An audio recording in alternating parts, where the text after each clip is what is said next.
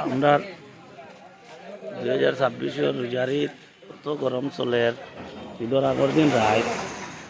2টা 2:30 বাজে এখন হব বড় মসজিদের সামনে সব দোকান খোলা পুরা মানুষ মার্কেটিং চলের সব দোকানও মানুষ কাস্টমার আমার একবার ভাই দোকানও আবো মানুষ আবো চালাইয়া যাইতরা কন্টিনিউ ভাই কয়টা পর্যন্ত করবাই